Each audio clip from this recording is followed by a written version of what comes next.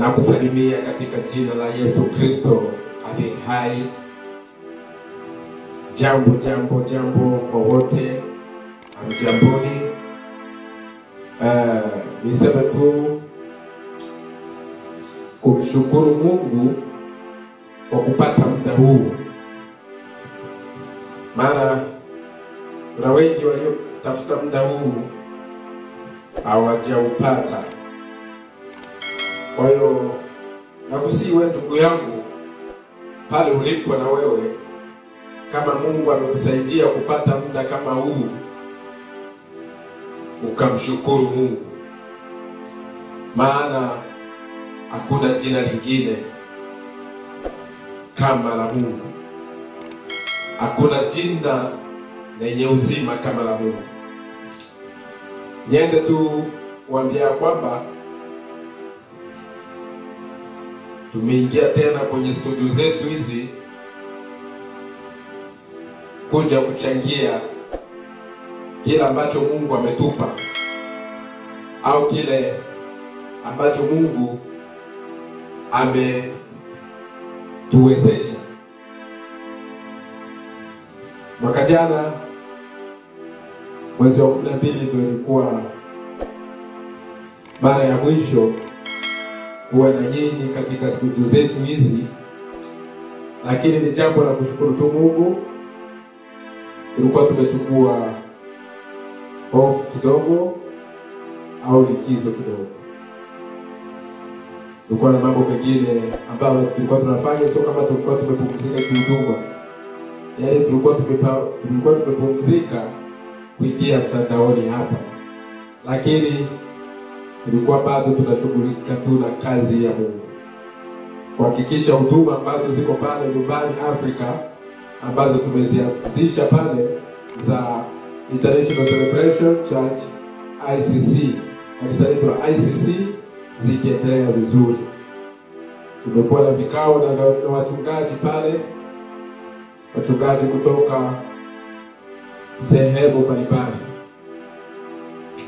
Lakini tu ngoja nishukuru tu Mungu, kwa sababu bila yeye kitu chochote hakingewezekana. Lakini nashukuru Mungu kwa yale mambo ambayo tuliyatengeneza, ambapo yalikuwa mabaya kwenye mwaka uliopita. Natumaini kwa wachungaji ambao wamesimamia huduma hizo, mambo yatasimama vizuri, kwa sababu tumeweka mambo yote vizuri na tumejadili mambo makubwa sana.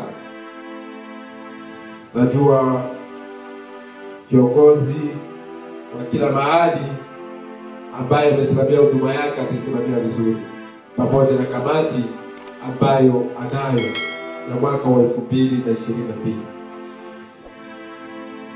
Na nazidi kuombea Mungu kama kiongozi, Mungu azidi kuwabariki. Na hata sisi pia hapa Marekani tunashukuru Mungu, huduma ambayo tumeanzisha hapa tunaendelea taratibu. Tutakuwa mwanzo ni ngumu, lakini tutaomba tu maombi yenu ili watumishi wa Mungu, kwa sababu huduma zinapigwa vita sana. Huduma za Mungu zinapigwa vita sana. Kwa kila kiongozi yoyote yule anayeanzisha huduma, sio hapa Marekani tu, dunia nzima, lazima upigwe vita. Watu wengine wanasema kanisa zinataka kuwa nyingi. Sasa ukiwauliza swali, mbona msemi ba zinazidi kuongezeka? Maovu yanaendelea na kanisa inabidi ziongezeke, ili tuendelee kupambana na roho chafu.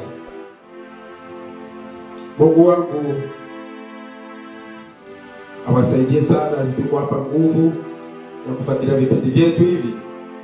Mfuatilie pale kwenye mitandao yetu ya kijamii, kwenye TikTok, Facebook, Twitter, tuko YouTube. Mfuatilie pale YouTube. Hizi video zitakuwa zinaenda pale kwenye YouTube yetu na channel yetu ya Pastor Wilson Malanga. Ukiandika tu hivyo utaona video zetu ziko pale. Tunaomba support yako, mtumishi wa Mungu, na hiyo itakuwa baraka kwetu sisi. Asante. Tutachangia tu kidogo kwenye kitabu cha Methali. Mwaka mpya tumeanza na neno kutoka kwenye kitabu cha Methali. Methali utasoma kama na Biblia yako, unaweza tukafunua kwenye kitabu cha Methali mtumishi wa Mungu. Methali, kitabu cha Methali sura yake kubwa, utasoma kwanza hapo sura yake kubwa ya 24 mstari wake wa kwanza mpaka wa pili kwanza. Utasoma hapo, usitoke kwenye kitabu cha Methali. Utaenda tunachukua tuseme kidogo. Utasoma hapo tu kwenye Methali. Kwa hiyo usiende mbali. Twende tukasome katika jina la Yesu. Methali ya 24 kwa moja mpaka mstari wake wa pili. Unasema ya kwamba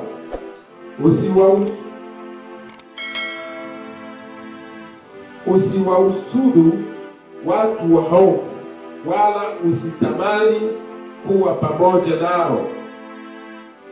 Mstari wake wa pili unasema, kwa maana moyo wao ufikiri dhuluma, na midomo yao huongea madhara. Bwana Yesu asifiwe sana. Usiwausudu watu waovu, wala usitamani kuwa pamoja nao. Mstari wa pili, kwa maana moyo wao ufikiri dhuluma, na midomo yao huongea madhara. Mpe Bwana makofi na vigelegele pale ulipo. Piga makofi yako kwa shangwe. Hapo hapo ndio tunaenda kusoma.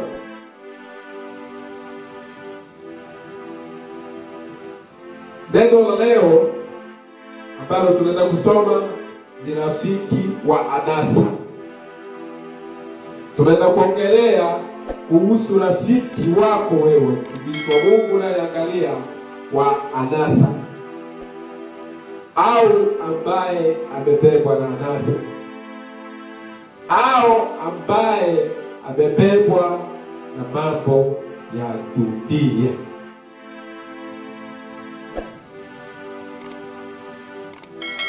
Ndio hapo tumesoma kwenye Methali ya 24 moja mpaka 2. Kwa hiyo tunaenda kuongelea marafiki wabaya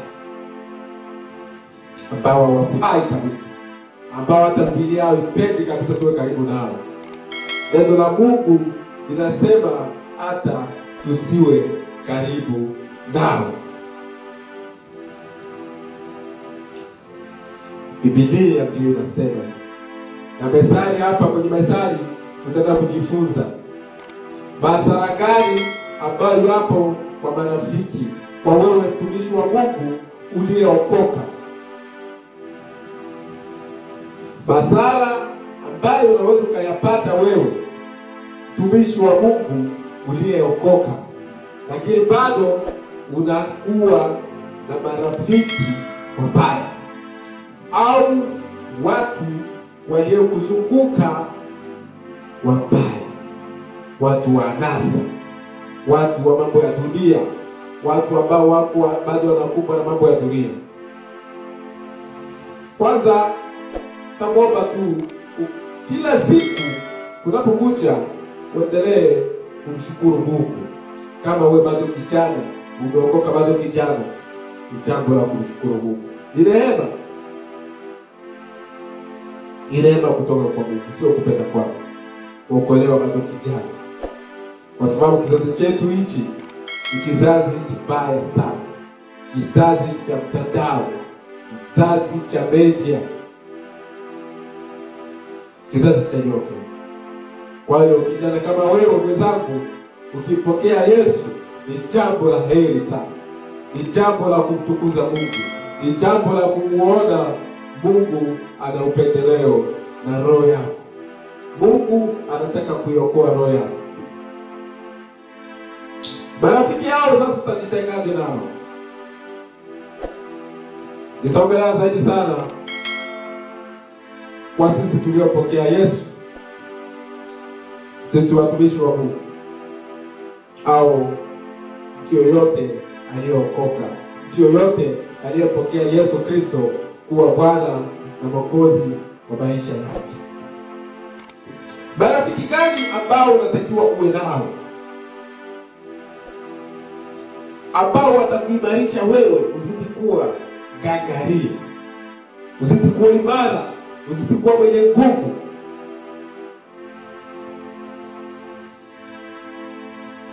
Marafiki wengi au watumishi wengi makanisani, tumeokoka kweli, tumepokea Yesu kuwa mwamba na Mwokozi wa maisha yetu, tumekubali neno lake, tumelitii neno lake, tunalala tukiamka, tunacheua kama mbuzi ucheua majani kwenye koo lake, neno la Mungu. Je, ndivyo ilivyo hata kwa wale watu waliokuzunguka? Wako hivyo? Hapo ndo tutagusia. Sio kwa waumini tu, watu wachungaji wengine wako hivyo. Kuna wachungaji ambao walikuwa na magrupe kabla hawajapokea Yesu, kabla hawajaokoka. Walikuwa na makundi ambao walikuwa nayo, walikuwa na marafiki. Kuna marafiki mtu mwingine anasema huyu rafiki ambaye naye kumwacha kabisa labda hata nife. Kuna watu wanaongea maneno kama haya, hata niokoke lakini huyu ndugu yangu siwezi kumwacha. Je, yule ndugu yako naye ameokoka? Je, ana mpango gani na maisha yako? Je, anakuelekeza kwa njia nzuri? Anakuelekeza kwa njia iliyo sahihi? Au anaenda kudumikisha kwenye simo? Bwana Yesu asifiwe sana. Tutaenda kusoma tu hapo, au nitaenda kufundisha hapo. Unawezaje kuwa na marafiki wazuri? Au unaweza kuchagua kundi gani ambalo unaweza kuwa nalo kama mtumishi wa Mungu?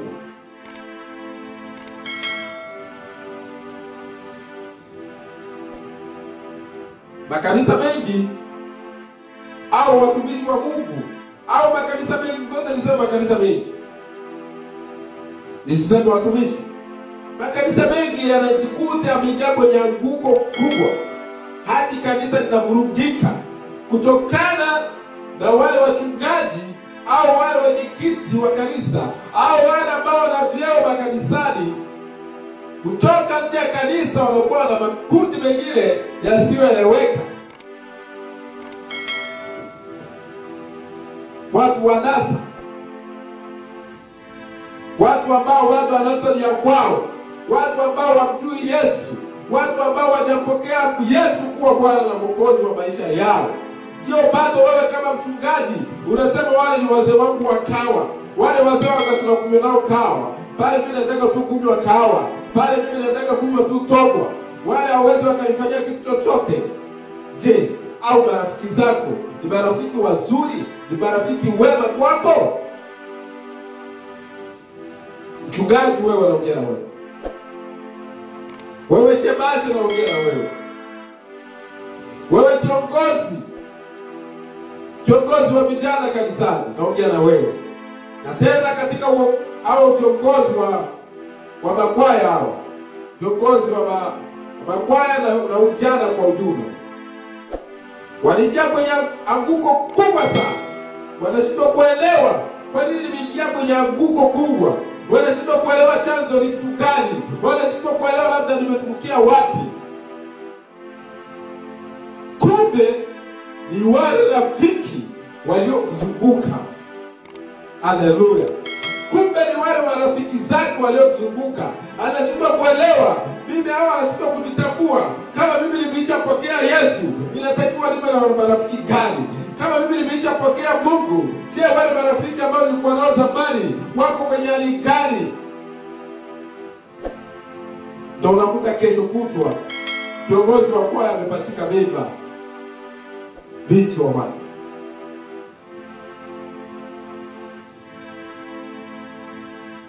Unakuta kiongozi au mchungaji anakutwa anakunywa bia, glasi za bia zinaonekana ndani mwake. Bado anashindwa kujitenga na lile kundi na wale watu wa anasa ambao tunaenda kuongelea leo. Kama wale marafiki wa anasa bado unaendelea kuwa nao, hauwezi ukaacha hiyo pombe ambayo ulikuwa unakunywa.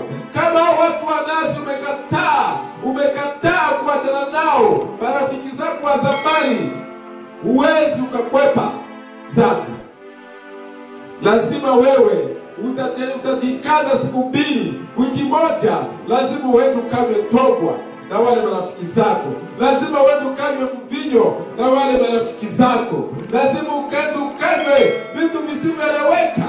Lazima ukaende ukabebeshe mabinti za watu mimba. Lazima ukaende ukashikwe tena ukoni kama ulivyokuwa kiongozi wa kuongoza kupachika mabinti za watu mimba. Lazima tena utarudi ile nafasi, kwa sababu unashindwa kujitambua. Wewe ni mtu gani kwa sasa? Au wewe ni uko kwenye sehemu gani katika uongozi kanisa?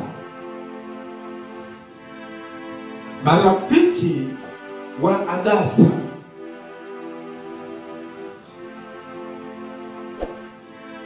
Bwana Yesu aturudie. Bwana Yesu aturudie. Ngoja nikwambie kitu ndugu.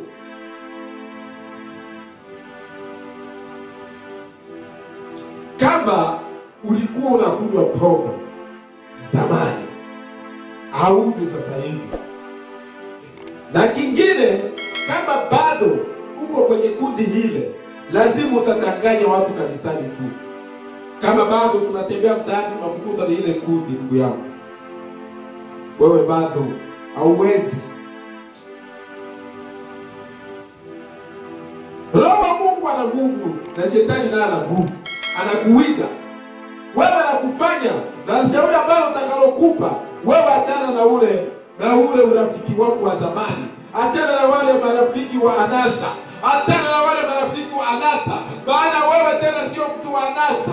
Wewe ni mtu wa Mungu. Wewe ni mtu umejichagua kumtumikia Mungu. Kwa nini tena urudi kwenye anasa? Kwa nini uangalie nyuma tena? Kwa nini tena uangalie nyuma? Usiangalie nyuma. Nyuma siku zote kuna rudisha kinyuma. Unapotoka nyuma, usirudi nyuma, nenda tu mbele. Uangalie tegemeo gani ambalo Mungu amekusudia ndani yako wewe. Rafiki wa anasa hata kushauri mambo mazuri, hata kushauri jambo jema. Zaidi sana atakudharau. Wewe jini wapi wewe? Ndio story zako. Huyu sigara, mwanangu, piga kidogo hapa. Aje mwanangu. Hapa nasikia kizunguzungu, mwanangu, mimi biashara na awe piga. Lakini wachungaji watapita hapa, waumini watapita hapa, unakuwa na kificho makosa bado. Angalia kundi iliyokuzunguka. Wewe kijana unayebebesha ujauzito wa mabinti za watu. Angalia kundi lililokuzunguka. Na usipokuwa macho na jambo hilo, utakuwa mtu wa anguko kila siku. Kwa sababu umeshindwa kujitenga na wale watu au wale rafiki wa anasa.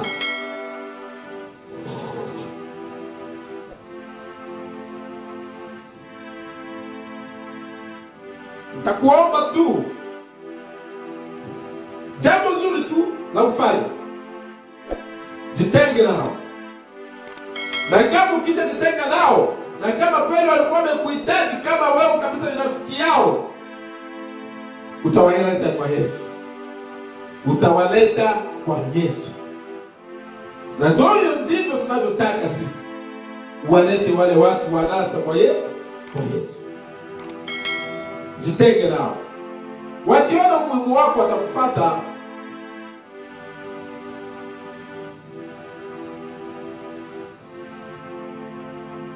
Bila kufanya hivyo, utakuwa mtu wa kuanguka kila leo, na utashindwa kuelewa, na utaendelea kujilaumu. Kumbe wewe mwenyewe ndio chanzo cha matatizo haya.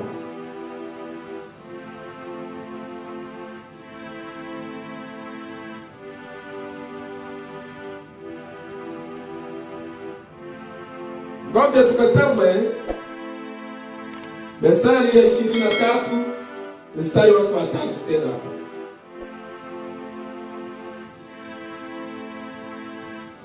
Methali ya 23 wa 3, mstari wake wa 3. Usivitamani vyakula vyake vya anasa. Usivitamani vyakula vya yule rafiki wako wa anasa. Hata kushare naye, hata kwa pesa zingine, hata kushare naye hata kwenye chakula chake. Hata kuweka hata vitu vibaya mle ndani.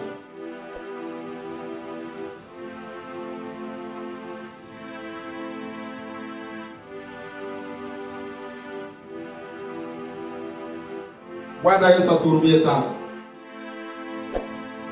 Unitege sikio vizuri. Naomba unitege sikio vizuri ndugu yangu, twende pamoja uangalie. Tunaanza kusoma hapo chini tena, tutashika kidogo 23 kwa 26. 23 Methali ya 23 6 mpaka 9. Tusome tena hapo kidogo tena upate kuelewa vizuri. Asali iliyo kwenye marafiki wabaya. Usile mkate wa mtu mwenye usuda, wala usivitamani vyakula vyake vya anasa. Maana aonavyo nafsini mwake ndivyo alivyo. Anapoona nafsini vyake katika roho yake, katika nafsi yake viko sahihi, ndivyo hivyo ambavyo atakavyoishi.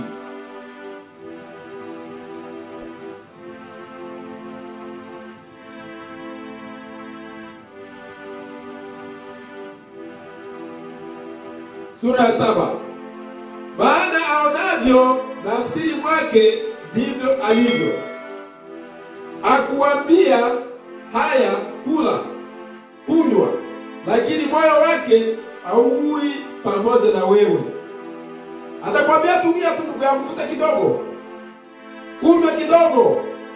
Kwani nini? Watu kwa utalewa wewe naye. Kunywa ndio maneno yao watu ambao wamjui Mungu. Wanataka wewe lango lao urudi kule nyuma tena. Tulisema huyu ataokoka wapi huyu? Bwana amerudi sasa hivi jamaa kule. Wao tena ndio wanakuwa nafikisha taarifa kwa viongozi wenzao. Wale jamaa ambao unakunywa nao wewe, mchungaji unaniangalia sasa hivi, wewe kodi unaniangalia sasa hivi, wewe akina mama wa kanisa unaniangalia sasa hivi, ule ukaabu ulikuwa unafanya zamani ndio utaurudia usipojitenga na wale makahaba, usipojitenga na wale wanywagongo wenzako, wale wanyamvinyo wenzako. Lazima utenda kuanguka kwenye anguko. Cha muhimu wewe ondoka, achana nao. Ukishaangalia kundi lililokuzunguka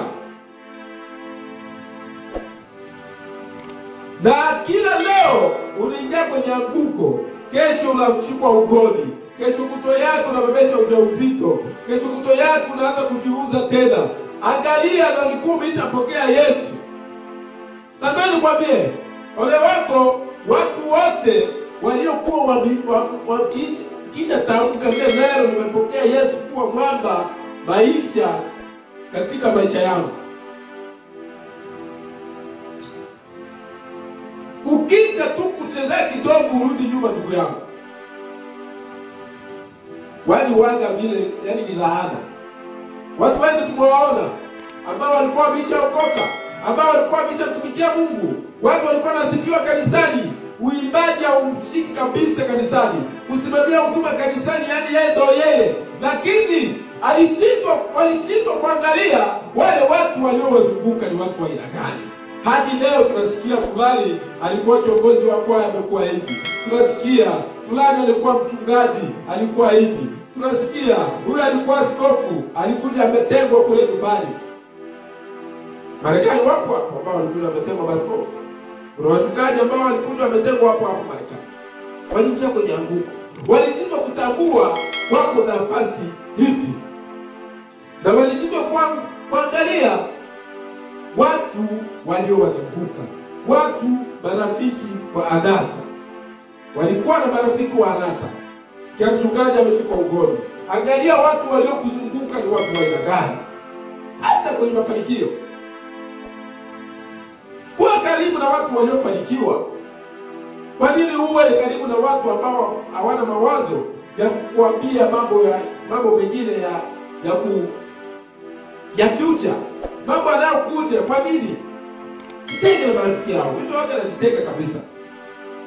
Mimi naangalia mtu ambaye ananiambia mawazo mara mbele hivi, una familia, lazima ufanye hivi, lazima ufanye hivi, ukifanya hivi utakuwa umewekea watoto wako hivi, utafanya hivi, vitu kama hivyo.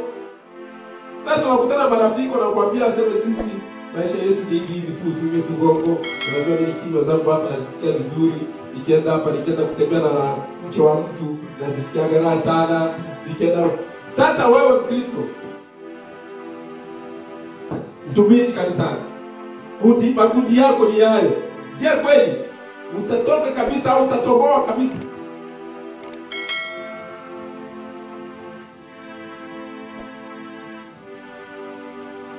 Najua mnalipata vizuri watumishi wa Mungu.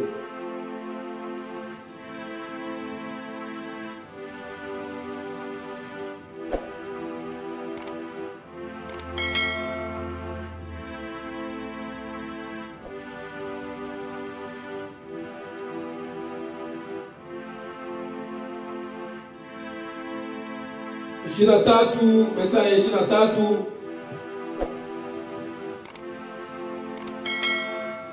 mstari wa 9. Tonge lile ulilokula utalitapika, na maneno yako matamu yatakupotea. Ukiwa na rafiki yule mbaya, utanywesha vitu, utapewa vitu vibaya, utapewa mafikirio mabaya, utaanza kutamka mambo usiyoelewa. Usiseme masikioni mwa mpumbavu, maana atadharau hekima ya maneno yako. Una hekima yako, lakini unaenda kwa mtu mpumbavu, mtu ambaye hana mafikirio yoyote, mtu mpumbavu, mjinga, ambaye anakupeleka kwa mambo ambayo sio mazuri, ambaye anakupeleka kwa mambo ambayo haeleweki, ambaye anakupa ushauri sio mzuri, ambaye anakuambia ushauri ambao haeleweki, ambaye anakuambia ushauri ambao hukujengi. Bado unapambana naye. Kwa nini?